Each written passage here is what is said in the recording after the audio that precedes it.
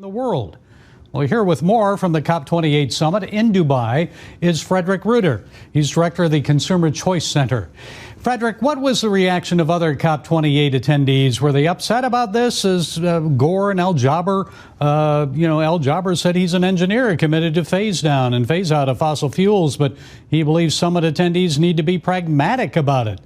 Your thoughts? There's definitely an awakening of pragmatism at COP28, which should be good news for energy consumers and all of us consumers across the world, because this very ideologically driven, we need to produce less energy and only use solar and wind, seems to fade a bit away, and much more pragmatic solutions are being put on the table. Just this weekend, 22 countries signed a pledge at COP that they're going to triple nuclear power production by 2050. So there is a new kid in town. It's an older kid. It's called nuclear, but it's back at the table. And that might really help us to produce more clean but also affordable energy. Well, it seems like there's a bit of an awakening here. Less than 4,000 people attended the first Global Climate Summit back in 1995. 70,000 are attending this one, maybe even 80,000 in Dubai. It seems like it's become a big profitable industry. So why do you think so many people are attending? This COP seems to really also attract a lot of civil society activists, but more those who are pragmatic and really want to see solutions, such as already I mentioned nuclear power, and have more private sector involvement in tackling perceived problems around climate change. So I would say this growth of COP is not a problem. Dubai is also extremely nice in December, so maybe some people sneak away for half of the day and enjoy the beach at 90 degrees Fahrenheit right now. So it seems that COP has finally come to a place where average people and their pockets are being taken into account when making big decisions on climate policy across the world. Yeah, a lot of demonstrators there too from around the world on different subjects. But let's discuss this phasing out of fossil fuels. Now, critics here in the U.S. say the administration's policy has cost jobs.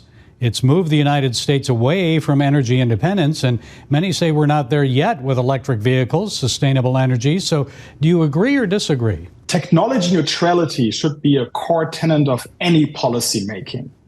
Politicians cannot decide when a technology is ripe for general adoption, and consumers should choose if they buy a car with an internal combustion engine or a big battery being an electric vehicle.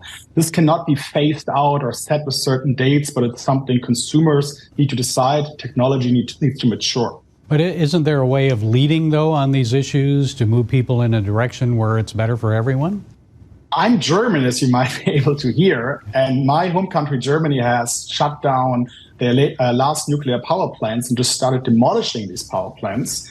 That actually led to an increase of energy derived from coal and more carbon emissions. So these rushed through policies, we need to phase out X by year Y, often have a lot of unintended and negative consequences. The policymakers across the world should be more humble and let, at the end of the day, innovators, engineers, and consumers decide what technologies, what energy sources, and what mix is the right one.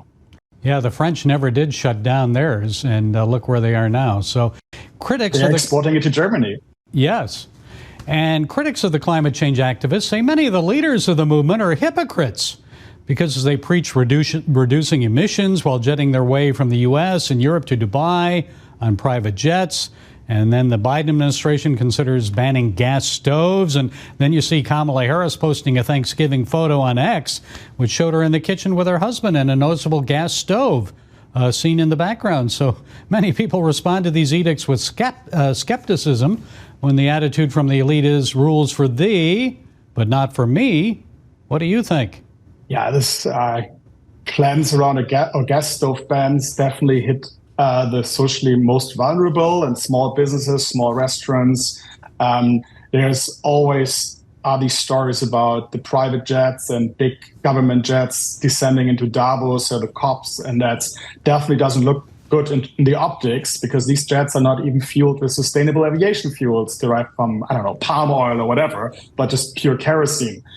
So therefore, it is important to make policies that consumers and average consumers can agree with, and their pockets can also pay for. And a lot of these new green policies are just not feasible for the broad public, and that often then leads to election backlash. Okay, more pragmatism coming out of COP28. Frederick Roeder of the Consumer Choice Center. Thank you, Frederick, for joining us from COP28 in Dubai. Great pleasure. Thank you so much for having me.